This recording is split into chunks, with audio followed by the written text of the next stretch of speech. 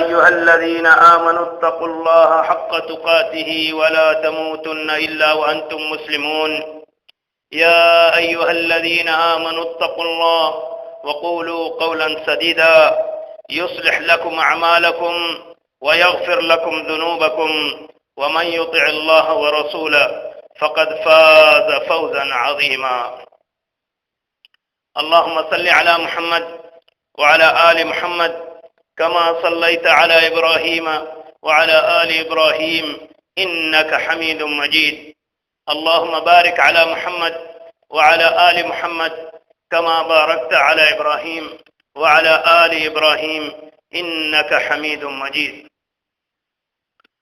قال الله تعالى وتبارك في القرآن المجيد: بسم الله الرحمن الرحيم. سبحان الذي أسرى بعبده ليلا من المسجد الحرام إلى مسجد الأقصى الذي باركنا حوله لنريه من آياتنا إنه هو السميع البصير. رب اشرح لي صدري ويسر لي أمري واحلل عقدة من لساني يفقه قولي.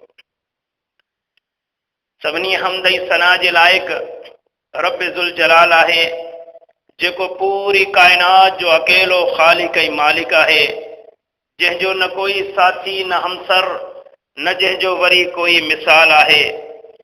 ऐं करोड़ो दुरूदो सलाम हुजन उन पाक हसीयत जंहिंखे रब्बुल आलमीन रहमतुल लिल आलमीन करे मोकिलियो आहे। मुंहिंजा अज़ीज़ दोस्तो ऐं साथियो, जीअं त असां सभिनीनि खे ख़बर आहे त हीउ महीनो रजब जो महीनो आहे ऐं हिन महीने में अल्लाह ताला पंहिंजे महबूब हज़रत मुहम्मद मुस्तफ़ा सल्लल्लाहु अलैहि वसल्लम खे आसमाननि जे मथां घुराए मेराज करायो ऐं जन्नत ऐं जहन्नम जो सैर करायो। पर अफ़सोस सां चवणो थो पए त अॼु जे मुसलमान खे हिन महीने जी हिन दिहाड़े में जेका अहमियत आहे सो एसी तूणी ख़बर आहे त ही ईद जो ॾिहाड़ो आहे। जेके असांजा दोस्त परे परे नौकरी या कारोबार जे लिहाज़ सां आहिनि, उहे हिन दिहाड़े ते पंहिंजे घर छुटी करे ईंदा आहिनि त ईद जो ॾिहाड़ो आहे, शाम जो ख़त्मो ॾियणो आहे, सयूं करणियूं आहिनि, कुकड़ चाढ़णो आहे, मच्छी पकाइणी आहे। इहा ई ख़बर आहे त हिन राति जी अहमियत इहा ई आहे त ख़त्मो करणो आहे। इन खां वधीक घणनि माण्हुनि खे ख़बर ई न आहे त हिन राति में छा थियो ऐं कीअं थियो, कंहिंखे ख़बर न आहे। ऐं जिन्हनि खे थोरो घणो ख़बर बि आहे, उन्हनि खे उन तफ़सील जी ॼाण ई न आहे त अल्लाह ताला जेको ही नबी करीम सल्लल्लाहु अलैहि वसल्लम खे मेराज करायो, इन जो को त मक़सदु आहे। जीअं अल्लाह क़ुरान शरीफ में फरमाए थो त सुब्हान अल्लज़ी असरा बिअब्दिही लैलन मिनल मस्जिदिल हराम इला मस्जिदिल अक़सा अल्लज़ी बारकना हौलहू लिनुरियहू मिन आयातिना इन्नहू हुवस समीउल बसीर। अल्लाह ताला फरमाए थो त पाक आहे उहा हस्ती जंहिं पंहिंजे बाने खे राति जे मुख़्तसिर टाइम में मस्जिदुल हराम खां यानी मके खां खयो इलल मस्जिदिल अक़सा तूणी जेको फ़लस्तीन में मौजूद आहे। छा लाइ? अल्लाह फरमाए थो इहो सैर मूं छो करायो, लिनुरियहू मिन आयातिना इन्नहू हुवस समीउल बसीर, त जीअं मां पंहिंजे महबूब खे पंहिंजूं कुझु निशानियूं ॾेखारियो। अल्लाह ताला इमाम कायनात सरदार दो जहां ऐं ख़ातिमुन नबिय्यीन वल मुरसलीन जनाब मुहम्मद रसूलुल्लाह सल्लल्लाहु अलैहि वसल्लम खे पंहिंजे दौरे नबूवत में केतिरा ई मौजज़ा अता कया ऐं इन्हे मेराज वारी राति जो मौजज़ो हिकु ख़ासि अहमियत रखे थी। ऐं अल्लाह ताला जीअं हिन आयत में ॿुधायो आहे त हिन मेराज वारी राति जो असुल कारण इहो ॿुधायो वियो त अल्लाह पंहिंजे महबूब खे पंहिंजी हाकिमियत, कुदरत, शान, बुज़ुर्गी अख्तियार ताक़त ऐं हिकमत जूं कुझु निशानियुनि खे अमली सूरत में ॾेखारे पियो चाहे। ऐं वरी इहो सभु कुझु आसमाननि जे मथां घुराए इन लाइ ॾेखारिया त जीअं सभिनीनि फ़रिश्तनि ऐं काइनात जे सभिनीनि इंसाननि, जिन्ननि ऐं जानवर ऐं ॿियनि साहदारनि ऐं मख़लूक जे अॻियां पाण सॻोरन सल्लल्लाहु अलैहि वसल्लम जी हैसियत, मक़ाम, शान ऐं बुज़ुर्गी खे अल्लाह ताला ज़ाहिर करणु पियो चाहे। हिन रात जे बारे में अहादीसनि में ज़िक्र आयो आहे, जंहिंजो मुख़्तसिर बयान तव्हांखे ॿुधाईंदासीं। तफ़सीर इब्न अबी हातिम में हज़रत अनस रज़ियल्लाहु तआला अन्हु खां रिवायत आहे त पाण सॻोरन सल्लल्लाहु अलैहि वसल्लम फरमायो त मेराज वारी रात मां जॾहिं जिब्राइल अलैहिस्सलाम सां गॾु आसमाननि खां मथे गुज़रंदो पियो वञा त हर आसमान ते अल्लाह जा फ़रिश्ता ख़ुशि थी मुंहिंजो इस्तक़बाल कनि पिया ऐं मूं ते दुरूद ऐं सलाम मोकिलीनि पिया। पर मूं इन फ़रिश्तनि जे मेड़ में हिकु अहिड़े फ़रिश्ते खे ॾिठो जंहिं मूंखे ॾिसी मूं ते दुरूद ऐं सलाम त मोकिलिया, मुंहिंजो इस्तक़बाल त कयो, पर उनजे चेहरे ते मायूसी हुई, उनजे चेहरे ते ख़ुशी न हुई। नबी करीम सल्लल्लाहु अलैहि वसल्लम फरमायो, मां जिब्राइल अलैहिस्सलाम खां पुछा कई, ए जिब्राइल अलैहिस्सलाम, इहो केरु हो जो सभिनीनि फ़रिश्तनि मूंखे ॾिसी ख़ुशी कई, पर इन फ़रिश्ते जे चेहरे ते मुस्कुराहट न हुई। महसूस ईअं पियो थिए ॼण इनखे ख़ुशी न थी। जिब्राइल अलैहिस्सलाम फरमायो, या रसूल अल्लाह सल्लल्लाहु अलैहि वसल्लम, इहो फ़रिश्तो जहन्नम जो दारोगो मालिक हुयो। अल्लाह ताला जॾहिं खां वठी हिन खे पैदा कयो ऐं हिन खे जहन्नम ते मुक़ररु कयो, हिन जी ड्यूटी जहन्नम ते लॻाए छॾी, उन ॾींहं खां वठी अॼु ताईं मालिक जहन्नम जे हौलकनाक खे, उनजे दहशत खे ॾिसी मालिक की अहिड़ी हालत थी वई आहे जो पैदा थियण खां वठी अॼु ताईं खिलण त परे पर कॾहिं मुस्कुराया बि कोन्हनि के। या रसूलुल्लाह सल्लल्लाहु अलैहि वसल्लम, अॼु जे मालिक जे लाइ हिकु मौक़ो हुयो, ख़ुशी जो मौक़ो हुयो, जे अगरि मालिक अलैहिस्सलाम खिले हा त अॼु तव्हांखे ॾिसी तव्हांजो दीदार करे मुस्कुराए हा, खिले हा, पर अॼु बि मालिक न खिलियो आहे। हाणे क़यामत तोणी मालिक जे चेहरे ते मुस्कुराहट न हूंदी। अल्लाह अकबर। अॼु जो मुसलमान ख़ुशियूं करे थो, हिन ॾिहाड़े ते ईद मल्हाए थो, पर हिन रात जी हक़ीक़त खे नथो ॼाणे। जीअं सही मुस्लिम में हज़रत अनस रज़ियल्लाहु तआला अन्हु खां रिवायत आहे त रसूल अल्लाह सल्लल्लाहु अलैहि वसल्लम फरमायो, वल्लज़ी नफ़्सी बियदिहि लौ रअयतुम मा रअयतु लज़हकतुम क़लीलन व लबकैतुम कसीरा। अल्लाह जे रसूल सल्लल्लाहु अलैहि वसल्लम फरमायो, कसम उन ज़ात जी जंहिंजे कब्ज़े में मुंहिंजी जान आहे, अगरि तव्हां उहो कुझु ॾिसो हा जेको मूं ॾिठो आहे, तव्हां खां खिलण विसरी वञे हा, तव्हां खिलो घटि हा ऐं रो घणो हा। सहाबन पुछा कयो, क़ालू मा रअयत या रसूल अल्लाह सल्लल्लाहु अलैहि वसल्लम, ए अल्लाह जे रसूल सल्लल्लाहु अलैहि वसल्लम, तव्हां छा ॾिठो आहे? अल्लाह जे रसूल सल्लल्लाहु अलैहि वसल्लम फरमायो, क़ाल रअयतुल जन्नत वन नार, मूं जन्नत ऐं जहन्नम खे ॾिठो आहे। अल्लाहु अकबर। अॼु असां मुसलमाननि खां उन्हनि जी हालत ॾिसूं त राति ऐं ॾींहं में गुनाहनि में ग़र्क़ लॻा पिया आहियूं, जाइज़ ऐं नाजाइज़ ख़ुशियुनि ऐं मस्तियुनि में मस्त लॻा पिया आहियूं, नफ़्सानी ख़्वाहिशनि जे धुबण में कननि ताईं फासिजी विया आहियूं, अल्लाह ताला जे मुक़ररु हदनि खे टोड़ियूं वेठा आहियूं, जाइज़ ऐं नाजाइज़ जे सोच ऐं फ़िक्र खां बि ख़ाली आहियूं, तौहीद सुन्नत ऐं शिरक बिदअत जी तमीज़ ऐं फ़र्क़ खां महरूम आहियूं। अॼु जो मुसलमान सीरत, सूरत, किरदार, गुफ्तार, मेल जोल, मुआशरत, शादी गमी, खुशी, निकाह, तलाक, हुकूकुल्लाह ऐं हुकूकुल इबाद वग़ैरह जे हर लिहाज़ खां बिल्कुलु ज़ीरो आहे। उनमें हिकु टके जो बि अमल कोन्हे को। अगर को भी इंसान अज जे मुसलमान नौजवाननि खे ॾिसे, उन जी ज़िंदगी खे ॾिसे, उन जे गुज़र सफ़र खे ॾिसे, त हू आराम सां इहो अंदाज़ो लॻाए सघंदा त अॼु जो ही मुसलमान नौजवान, ही क़ौम जहन्नम जे हौलकनाक तसवुरात ऐं उन जे वजूद खे पंहिंजे ज़हन खां ख़ाली करे छॾियो आहे। अॼु जे मुसलमाननि जे ज़हन में उहे जहन्नम जा तसवुरात जेके नबी करीम सल्लल्लाहु अलैहि वसल्लम ॿुधाया, उन्हनि खां अॼु जो मुसलमान बिल्कुलु ख़ाली लॻो पियो आहे।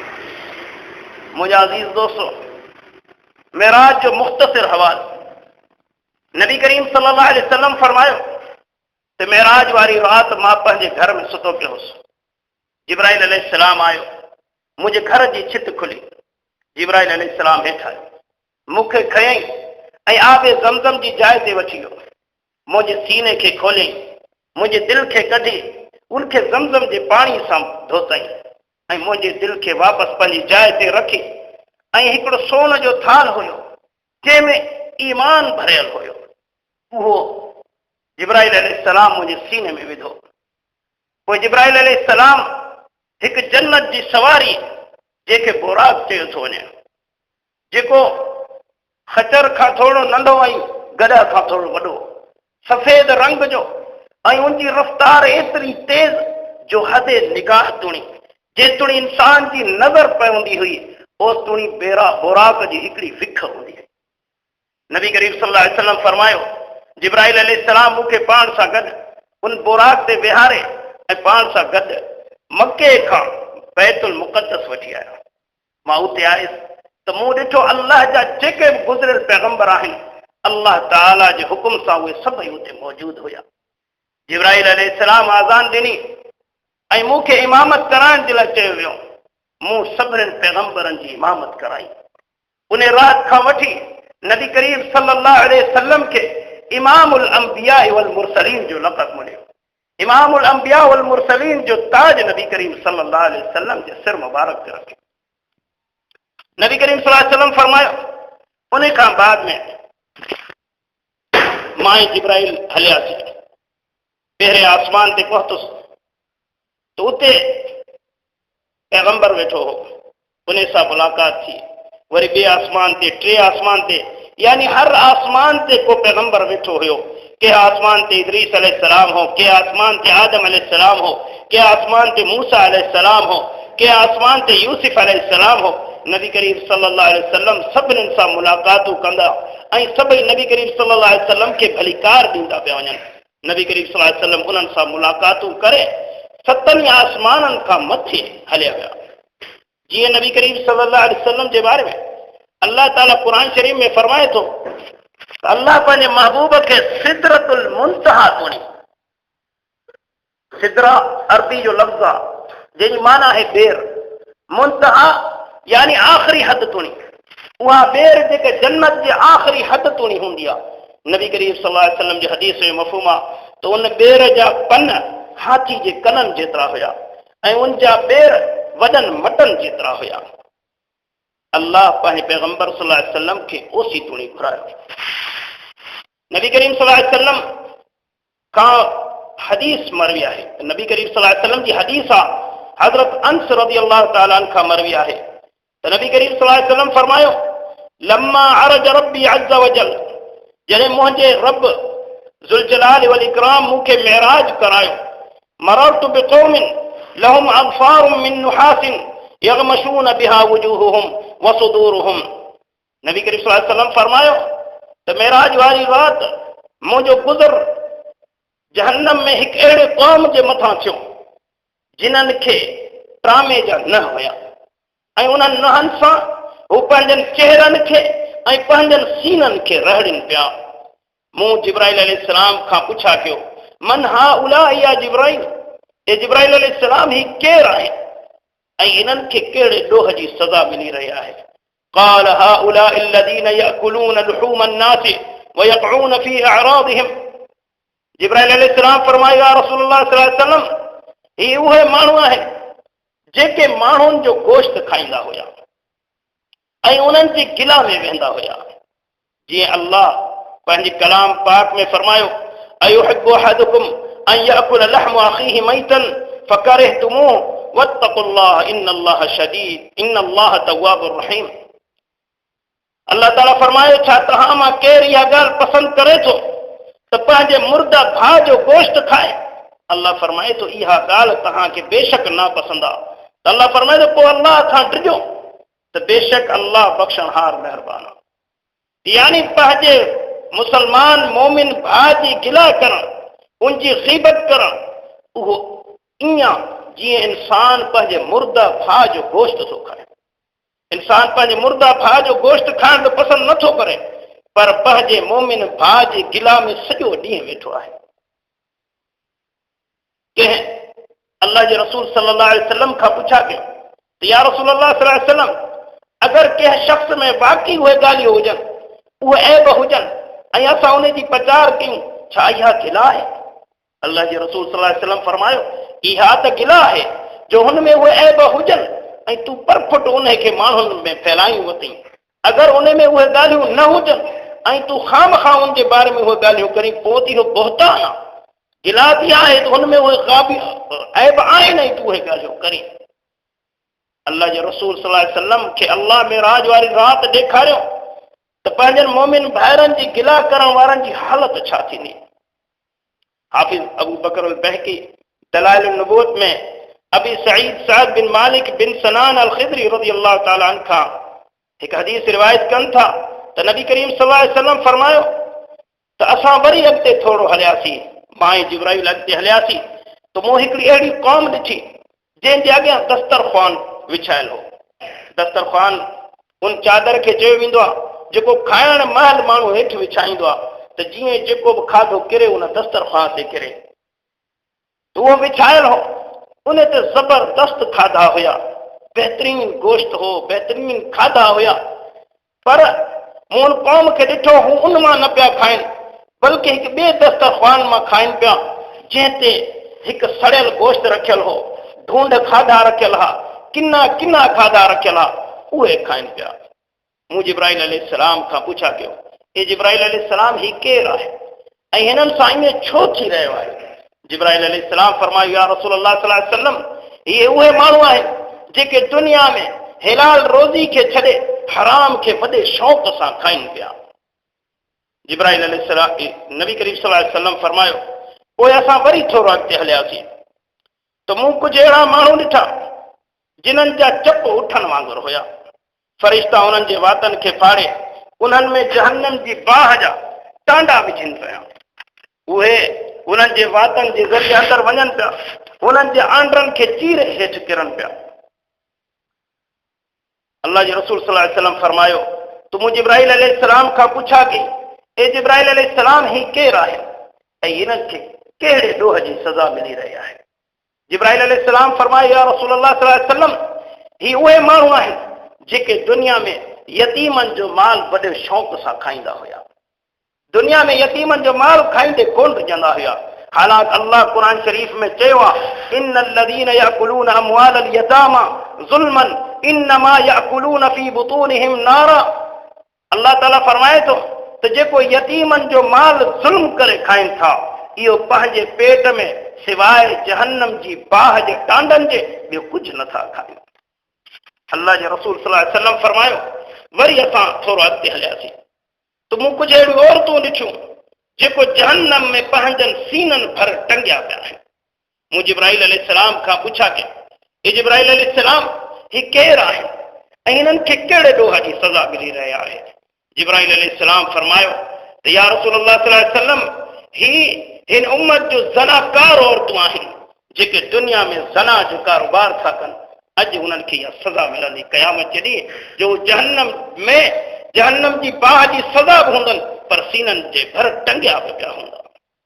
अल्लाह जे रसूल सल्लल्लाहु अलैहि वसल्लम फरमायो त वरी असां थोरो अॻिते हलियासीं त मूं ॾिठो त जहन्नम जे अंदरि कहिड़ा माण्हू आहिनि जिन्हनि जा पेट तमामु वॾा आहिनि। हू कमरनि जेतिरा उन्हनि जा पेट वॾा आहिनि। हू चुरण था चाहिनि पर चुरी नथा सघनि ऐं दाहूं करे रहिया आहिनि त या अल्लाह क़यामत न थिए, या अल्लाह क़यामत न थिए। हू दाहूं करे रहिया आहिनि त हिसाब किताब शुरू न थिए। ही सज़ा जेको हेॾी वॾी सज़ा हुई, हेॾा वॾा पेट हुननि जा, ऐं उन्हनि खे वरी फिरऔननि जा जानवर उन्हनि खे लताड़ीनि पिया। अल्लाह जे रसूल सल्लल्लाहु अलैहि वसल्लम जिब्राइल अलैहिस्सलाम खां पुछा कयो इहे केरु आहिनि? जिब्राइल अलैहिस्सलाम फरमायो या रसूल अल्लाह सल्लल्लाहु अलैहि वसल्लम इहे दुनिया जा व्याजी आहिनि, जेके व्याज जो कारोबार कंदा हुया, व्याज हलाईंदा हुया ऐं उनखे कारोबार सम्झंदा हुया। अल्लाह कुरान शरीफ में फरमायो अल्लज़ीना याकुलून रिबा ला यक़ूमून इल्ला कमा यक़ूमु अल्लज़ीना यतखब्बतुहु शैतानु मिनल मस।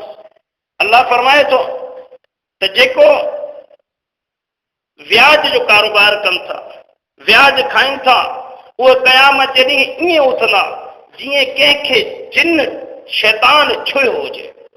जेके जिन हूंदो आहे, जंहिंजे अंदरि जिन हूंदो आहे, उहो उन जी हालत छा हूंदी आहे?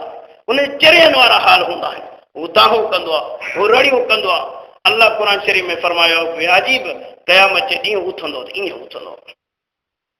इमाम अबू जाफ़र बिन जरीर रहमतुल्लाह अलैह पंहिंजे तफ़सीर में अबू हुरैरा रज़ियल्लाहु तआला अन्हु खां मेराज जे बारे में हिकु वॾी हदीस ज़िक्र कनि था त पाण करीमन सल्लल्लाहु अलैहि वसल्लम फरमायो त मेराज वारी राति असांजो गुज़र हिकु अहिड़ी क़ौम खां थियो जिन्हनि जे मथनि खे फ़रिश्ता पथरनि सां छिथीनि पिया। उन्हनि जे मथनि खे छिथीनि पिया, पथर परते वञी पियो किरे, फ़रिश्ता वञी उन पथर खे वापसि खणी पिया अचनि त उनजो मथो वरी सही पियो थिए, वरी उन्हनि जे मथे खे छिथियो पियो वञे, वरी पथर परते पियो किरे, फ़रिश्ता उन पथर खे खणण पिया वञनि, वरी उनजो मथो सही पियो थिए। अहिड़े तरीक़े सां उहे फ़रिश्ता उनजे मथे खे छिथींदा ई रहंदा हुया। अल्लाह जे रसूल सल्लल्लाहु अलैहि वसल्लम फरमायो त मूं जिब्राइल अलैहिस्सलाम खां पुछा कयो हे जिब्राइल अलैहिस्सलाम ही केरु आहे ऐं इन्हनि खे कहिड़े ॾोह जी सज़ा मिली रही आहे?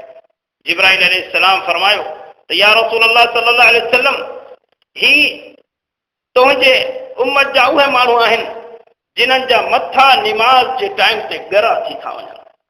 जॾहिं आज़ान अचे थी हुननि खे जॾहिं हय्य अल सलाह हय्य अल फलाह ते पुकारियो थो वञे, चाहे फजर जी निमाज़ हुजे, चाहे सुबहानी जी निमाज़ हुजे, चाहे ॿी का निमाज़ हुजे, उन्हनि जे मथे ते हिकिड़ो बोझ महसूस थी थो वञे। हू पंहिंजनि महफ़िलनि खे छॾण लाइ तयारु न हूंदा आहिनि, हू पंहिंजनि कचहरियुनि खे छॾण लाइ तयारु न हूंदा आहिनि, हू पंहिंजनि कारोबारनि खे छॾण लाइ तयारु न हूंदा आहिनि। उन्हनि जा मथा ॻरा थी वेंदा आहिनि। हे उहे माण्हू आहिनि अॼु उन्हनि जे मथनि खे छिछियो थो वञे। अल्लाह जे रसूल सल्लल्लाहु अलैहि वसल्लम फरमायो वरी असां अॻिते हलियासीं त असांजो गुज़र अहिड़नि माण्हुनि खां थियो जिन्हनि खे जहन्नम जा फ़रिश्ता जहन्नम जे पथरनि जा टांडा उन्हनि खे खाराइनि पिया। मूं पुछा कयो ही जिब्राइल अलैहिस्सलाम ही केरु आहिनि? जिब्राइल अलैहिस्सलाम फरमायो ही उहे माण्हू आहिनि जेके दुनिया में दौलत सां मुहबत कंदा हुया, माल गॾु कंदा हुया, कारोबार में अॻिते वधण खे पसंदि कंदा हुया, पर पंहिंजे कारोबार पंहिंजे दौलत मां अल्लाह जो मुक़ररु करदा ज़कात खे ॾियण लाइ तयारु न हुया। उहे माण्हू आहिनि अल्लाह ताला उन्हनि खे इहा सज़ा ॾींदो। अल्लाह जे रसूल सल्लल्लाहु अलैहि वसल्लम फरमायो वरी असां अॻिते थोरो हलियासीं। असां अॻिते हलियासीं त असांजो गुज़र हिकु अहिड़े क़ौम खां थियो जिन्हनि जे अॻियां कुझु अहिड़ियूं देॻड़ियूं रखियल हुयूं जिन्हनि जे अंदरि ख़ुशबूदार ज़बरदस्त गोश्त पकायल हुया, पर उहे माण्हू उन्हनि खे छॾे अहिड़नि देॻड़ियुनि मां खाइनि पिया जिन्हनि में सड़ियल ऐं बदबूदार ऐं किनो गोश्त रखियल हुयो। मूं जिब्राइल अलैहिस्सलाम खां पुछा कयो हे जिब्राइल अलैहिस्सलाम ही केरु आहिनि ऐं हिननि खे छा जी सज़ा मिली रही आहे? जिब्राइल अलैहिस्सलाम फरमायो या रसूल अल्लाह सल्लल्लाहु अलैहि वसल्लम ही उहे मर्द ऐं औरतूं आहिनि जेके पंहिंजनि मुड़सनि सां या पंहिंजनि ज़ालनि सां बेवफ़ाइयूं कंदियूं हुयूं। शादीशुदा हुअण जे बावजूद बि, औरत हुजण जे बावजूद बि उहे मर्द पंहिंजनि औरतुनि खे छॾे गैर मुहर्रमन औरतुनि सां ॿियनि जे औरतुनि ॾे निहारींदा हुया, उन्हनि सां बुराइयूं कंदा हुया।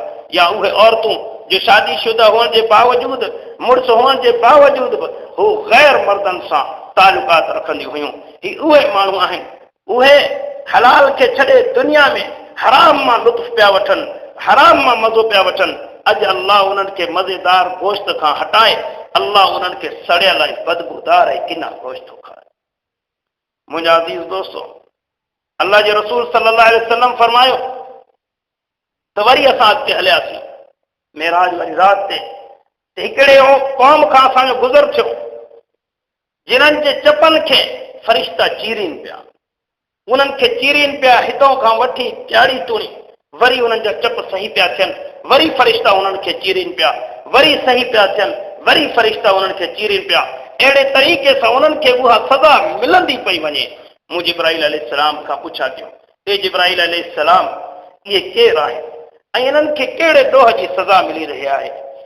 जिब्राईल अलैहिस्सलाम फरमायो, या रसूल अल्लाह सल्लल्लाहु अलैहि वसल्लम, ही उहे आलिम आहिनि, उहे दीन जा ठेकेदार आहिनि जेके पंहिंजनि ज़बाननि खां हक़ बयान न कंदा हुया, बल्कि उन्हनि माण्हुनि जे ख़्वाहिशनि जे मुताबिक़ तकरीरूं करे वाइदूं करे माण्हुनि खे गुमराह करे छॾियो, माण्हुनि खे सिधे रस्ते खां हटाए छॾियो ऐं गुमराही जे रस्ते ते लॻाए छॾियो।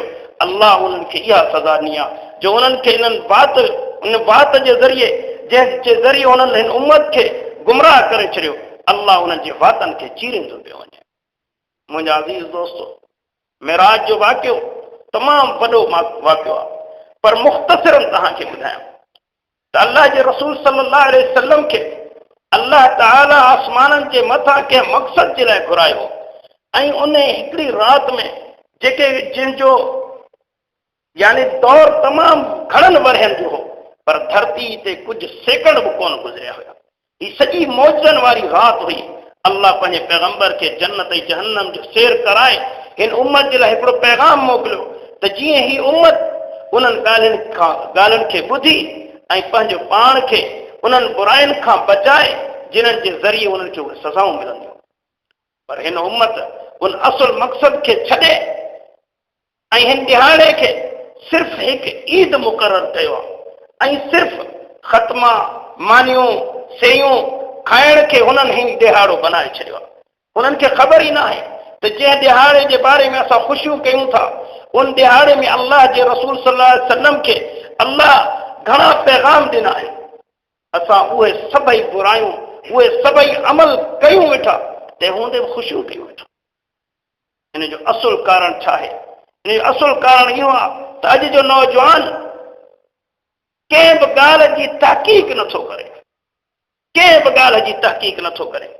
जेका ॻाल्हि उनखे मिले थी उहो उन ते अमल पहिरां थी थो वञे, उन जी तहक़ीक़ नथो करे त हीअ ॻाल्हि छा क़ुरान में आहे, छा हदीस में आहे, हिन जी वज़ाहत छा आहे, हिन जी फज़ीलत छा आहे। इन खां अॼु जो नौजवान बाग़ी आहे। अल्लाह शल असांजे नौजवाननि खे उहो जज़्बो ॾिए त हू जीअं दुनिया में पंहिंजो पाण खे मञराइनि था, अहिड़े तरीक़े सां दीन में बि लहनि ऐं दीन में बि पंहिंजो पाण खे मञराइनि। अक़ूलु क़ौली हाज़ा वस्तग़फ़िरुल्लाह ली व लकुम व लिसाइरिल मुस्लिमीन फस्तग़फ़िरूहु इन्नहु हुवल गफ़ूरुर रहीम।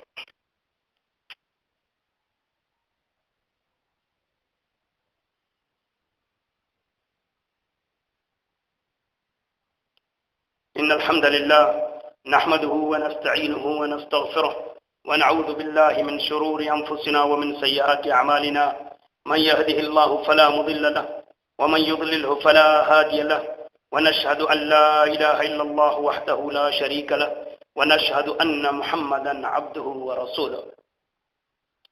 मुंहिंजा अज़ीज़ दोस्तों ऐं साथियों, नबी करीम सल्लल्लाहु अलैहि वसल्लम जे ज़माने में हिकिड़ो सहाबी हुयो जेको नबी करीम सल्लल्लाहु अलैहि वसल्लम जी हर ॻाल्हि खे लिखंदा हुया। नबी करीम सल्लल्लाहु अलैहि वसल्लम पंहिंजे ज़बान मुबारक मां जेका ॻाल्हि कंदो हुयो उहो सहाबी उनखे लिखंदो हुयो। कुझु अरसे खां पोइ कुझु सहाबनि उन सहाबी खे चयो त तूं हर ॻाल्हि खे लिखी थो, पर कॾहिं सोचियो अथई त अल्लाह जो रसूल सल्लल्लाहु अलैहि वसल्लम कॾहिं का ॻाल्हि कावड़ में कंदो आहे, कॾहिं का मज़ाक में कंदो आहे या कॾहिं आम ज़िंदगी में कंदो आहे। तूं हर ॻाल्हि खे लिखंदो थो वञी, ईअं न थिए जो अॻिते हली इहो तुंहिंजो लिखणु तुंहिंजे लाइ नुक़सानकार थी वञे। उन सहाबी लिखण खे छॾे ॾिनो। कुझु अरसे खां पोइ अल्लाह जे रसूल सल्लल्लाहु अलैहि वसल्लम उन खां पुछा कई ते सहाबी, मूं ॿुधो आहे त तूं मुंहिंजी हर ॻाल्हि खे लिखंदो थो वञी, छा तूं पंहिंजे हिन लिखण खे जारी रखियो वेठो आहीं या तो लिखणु छॾे ॾिनो आहे? हुन ॿुधायो अल्लाह जे रसूल सल्लल्लाहु अलैहि वसल्लम मां लिखां पियो, पर कुझु सहाबनि मूंसां ही ॻाल्हि कई आहे त अल्लाह जो रसूल सल्लल्लाहु अलैहि वसल्लम कॾहिं मज़ाक कंदो आहे, कॾहिं संजीदा हूंदा आहिनि, कॾहिं कावड़ में हूंदा आहिनि, तूं हर ॻाल्हि न लिखंदो कर। अल्लाह जे रसूल सल्लल्लाहु अलैहि वसल्लम फरमायो, कसम उन ज़ात जी जंहिंजे कब्ज़े में मोहम्मद रसूलुल्लाह सल्लल्लाहु अलैहि वसल्लम जी जान आहे, हिन ज़बान खां चाहे मां मज़ाक में हुजां, चाहे मां संजीदा हुजां, चाहे मां कावड़ में हुजां, चाहे मां नॉर्मल तबियत में हुजां, हिन ज़बान खां सवाइ हक़ जे ॿियो कुझु बि न निकिरंदो। तूं लिखंदो कर, मुंहिंजी हर ॻाल्हि खे तूं लिखंदो कर। मुंहिंजा अज़ीज़ दोस्तों ऐं साथियों, अल्लाह जे रसूल सल्लल्लाहु अलैहि वसल्लम जी हर ॻाल्हि अल्लाह जी ॻाल्हि हूंदी आहे। ये अल्लाह ताला कुरान शरीफ में फरमाए थो, वमा यंतिकु अलल हवा इन हुवा इल्ला वहयुन यूहा। मुंहिंजो ही पैगंबर सल्लल्लाहु अलैहि वसल्लम पंहिंजे तरफ़ खां का ॻाल्हि कोन कंदो आहे, जेका ॻाल्हि कंदो आहे मूं अल्लाह जे हुकुम सां कंदो आहे। मुंहिंजा अज़ीज़ दोस्तों, अल्लाह जे रसूल सल्लल्लाहु अलैहि वसल्लम जी हर ॻाल्हि असांजे लाइ इत्तिबा जी ॻाल्हि हूंदी आहे। जीअं अल्लाह क़ुरान शरीफ में फरमाए थो, वमा अरसलना मिन रसूलिन इल्ला लियुताअ बिइज़निल्लाह। मूं को बि पैगंबर न मोकिलियो सिवाइ इन जे करे त उनजी पैरवी कई वञे, उनजी पैरवी कई वञे। अॼु जो मुसलमान मोहब्बत जी दावत करे थो, पर पैरवी खां ख़ाली लॻो पियो। हिन मेराज वारी राति जो जश्न त मल्हाए थो, ख़ुशी त करे थो, पर उहे सभई अमल करे थो जेके अल्लाह जे रसूल सल्लल्लाहु अलैहि वसल्लम हिन राति में ॾिठा ऐं अची हिन उम्मत खे ॿुधायो त हिन अमलनि खां बचो। अॼु जो व्याजी बि हिन राति में ख़त्मो करे थो, अॼु जो ज़ानी बि हिन राति में ख़त्मो करे थो, अॼु जो जुआरी शराबी बि हिन राति में ख़त्मो करे थो, ख़ुशियूं करे थो। हर उहो माण्हू जेको गुनाहनि में ॿुॾो पियो आहे, उहो बि हिन राति में ख़ुशी करे पंहिंजो पाण खे नबी करीम सल्लल्लाहु अलैहि वसल्लम जो हुकदार थो सॿराए।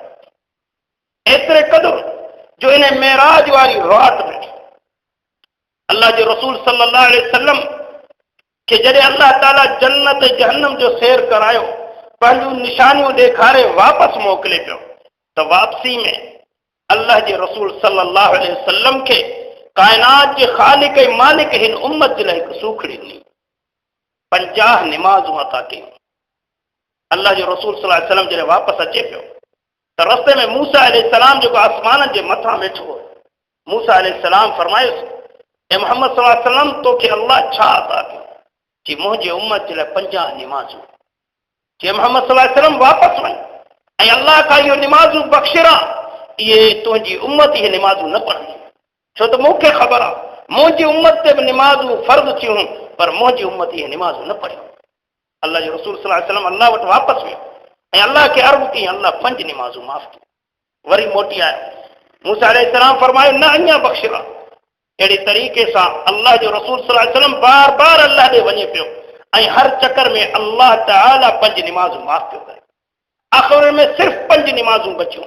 नबी करीम सल्लल्लाहु अलैहि वसल्लम वापसि आयो, मूसा अलैहिस्सलाम फरमायुसि, या रसूलल्लाह सल्लल्लाहु अलैहि वसल्लम इहे 5 निमाज़ूं बि बख़्श करा, तुंहिंजी उम्मत इहे निमाज़ूं कोन पढ़ंदी। अल्लाह जे रसूल सल्लल्लाहु अलैहि वसल्लम फरमायो, हाणे मूंखे पंहिंजे अल्लाह खां हया थी अचे, मां हाणे इहे निमाज़ूं कोन बख़्शराईंदुसि, इंशा अल्लाह मुंहिंजी उम्मत ही 5 निमाज़ूं पढ़ंदी। अल्लाह जो रसूल सल्लल्लाहु अलैहि वसल्लम इहे अल्फाज़ चई जॾहिं मोटे पियो त अल्लाह ताला जो आवाज़ आयो त मुंहिंजी ज़बान, मुंहिंजी ॻाल्हि हिकु हूंदी, या रसूलुल्लाह सल्लल्लाहु अलैहि वसल्लम तुंहिंजी उम्मत 5 निमाज़ूं पढ़ंदियूं, पर मां काइनात जो ख़ालिक ऐं मालिक उनखे 50 निमाज़ुनि जो अजर ॾींदुसि। एॾी वॾी नेमत अल्लाह अता कई, ही उम्मत हिन वक़्तु इन 5 वक़्त जे निमाज़नि खे बि क़ज़ा कयो वेठी आहे। निमाज़ूं कोन्हनि के, पर हिन राति ते 27 राति ते असां खां ख़त्मा नथा विसरनि, शयूं नथियूं विसरनि। अगरि केरु कश्मीर में नौकरी करे, कराची में नौकरी करे, चाहे हिन पाकिस्तान जे कंहिं कुंड में नौकरी करे, हिन राति ते पंहिंजे ॻोठ अचणु उनखां नथो विसरे। उनखे इहा पक्का ईद वारी राति ॻोठ वञणो आहे, पर उनखे यादि कोन्हे त हिन राति में अल्लाह ताला पंहिंजे महबूब खे 5 निमाज़ूं सूखड़ियूं करे अता कयूं आहिनि। उहे निमाज़ूं उनखे यादि न आहिनि, उन्हनि जो पढ़णु उनखे यादि न आहे। हिन दुनिया में, हिन दौर में अगरि को असांजो दोस्त, असांजो साथी असांखे का मामूली सूखड़ी बि अता करे, असां उनखे पंहिंजे जीअ में जायूं ॾींदा आहियूं, पंहिंजे साह खां वधीक उनजी हिफ़ाज़त कंदा आहियूं। त असांजे हिन दोस्त जी साथी जी या वालदेन जी सूखड़ी आहे उनजी हिफ़ाज़त कंदा आहियूं। पर हिन काइनात जे ख़ालिक ऐं मालिक जी ॾिनल सूखड़ी ऐं मिलियल कंहिंजे हथां, हिन काइनात जे रहमतुल लिल आलमीन जे हथां मिलियल ही सूखड़ी अॼु जो मुसलमान नौजवान उनखे ठुकराए वेठो आहे। न निमाज़ूं, न रोज़ा, न हज, न ज़कात, पोइ बि असां हुबदार रसूल सटाइण लाइ तयार आहियूं। मुंहिंजा अज़ीज़ दोस्तो, अफ़सोस सां चवणो थो पए त अॼु जे नौजवान तहक़ीक़ जे रस्ते खे छॾे ॾिनो, क़ुर ऐं हदीस में गौर करण खे छॾे ॾिनो, पोइ अॼु जे कुझु जाहिल उलमान उन्हनि खे बहकाए ऐं सिर्फ़ बिदअतनि में महदूद करे छॾियो। 12 रबीउल अव्वल ते नबी करीम सल्लल्लाहु अलैहि वसल्लम जी आमद जी जश्न मल्हाई थी वञे। उहो शहर न आहे, उहो गली, उहो चौक, उहो इलाइक़ो न आहे जंहिंमें इहो जश्न न मल्हायो वञे। पर अफ़सोस पैरवी लभे का। मुंहिंजा अज़ीज़ दोस्तो, अल्लाह ताला क़ुर शरीफ़ में फरमाए थो, अल्लाह जे रसूल सल्लल्लाहु अलैहि वसल्लम फरमायो आहे त मन अहब्ब सुन्नती फ़क़द अहब्बनी व मन अहब्बनी फ़हुव मई फ़िल जन्नह। अल्लाह जे रसूल सल्लल्लाहु अलैहि वसल्लम पंहिंजनि हुबदारनि जी निशानी ॿुधाई। उन्हनि जी निशानी छा आहे? उन्हनि जी निशानी इहा आहे, अल्लाह जे रसूल सल्लल्लाहु अलैहि वसल्लम फरमायो, जंहिं मुंहिंजे सुन्नत सां मोहबत कई उन मूं सां मोहबत कई, ऐं जंहिं मूं सां मोहबत कई क़यामत जे ॾींहुं जन्नत में मूं सां गॾु हूंदो। मुंहिंजा अज़ीज़ दोस्तो, असांजी इहा कहिड़ी मोहबत आहे जो अल्लाह जे रसूल सल्लल्लाहु अलैहि वसल्लम जी का सुन्नत असां में कान थी लॻे, न चेहरे में, न सूरत में, न सीरत में, न असांजे कारोबार में, न ज़िंदगी जे अंदाज़ में, कंहिं बि अंदाज़ सां असां नबी करीम सल्लल्लाहु अलैहि वसल्लम जा हुबदार कोन था लॻूं। हालांकि अल्लाह क़ुर शरीफ़ में फरमाए थो, वमन युति अल्लाह वर रसूल फउलाइक मअल लज़ीना अनअम अल्लाहु अलैहिम मिनन नबिय्यीन वस्सिद्दीक़ीन वश्शुहदाअ वस्सालिहीन वहसुन उलाइक रफ़ीक़ा। अल्लाह फरमाए थो, जेको अल्लाह ऐं अल्लाह जे रसूल जी फर्मा बरदारी कंदा, पैरवी कंदा, इत्तिबा कंदा, क़यामत जे ॾींहुं उहे उन्हनि सां गॾु हूंदा जिन्हनि ते अल्लाह ताला इनाम कया आहिनि। उहे पैगंबर हूंदा, उहे सिद्दीक़ हूंदा, उहे शहीद हूंदा, उहे अल्लाह जा नेक बाना हूंदा, उन्हनि सां गॾु हूंदा। ऐं इहा ई जमायत बहितरीन जमायत आहे। मुंहिंजा अज़ीज़ दोस्तो, तंहिं करे हिननि रातिनि खे सिर्फ़ हिकु खेल तमाशो न बनायो, बल्कि हिन रातिनि में जेको अल्लाह जो रसूल असांजे पैगाम खणी आयो उन पैगामनि ते अमल कयो। दीन सिर्फ़ सयूं कुकड़ इहे न आहिनि, इहे मच्छियूं खाइण, इहे ख़त्मा दुरूद इहे न आहे, बल्कि दीन हिकु मक़सदु आहे, अल्लाह जे रसूल जी इत्तिबा, उनजी फर्मा बरदारी ऐं दुनिया में पंहिंजी हिन दुनिया खे आख़िरत जी खेती बनाइण। इहा ई आहे हिन ज़िंदगी जो मक़सदु। अल्लाह ताला खां दुआ आहे त अल्लाह ताला असांखे सही तरीक़े सां क़ुर ऐं सुन्नत जी पैरवी करण जी तौफ़ीक़ अता फ़रमाए। अल्लाह ताला खां दुआ आहे त अल्लाह ताला असांखे सही तरीक़े सां क़ुर ऐं सुन्नत ते अमल करण, उनखे सम्झण जी तौफ़ीक़ अता फ़रमाए।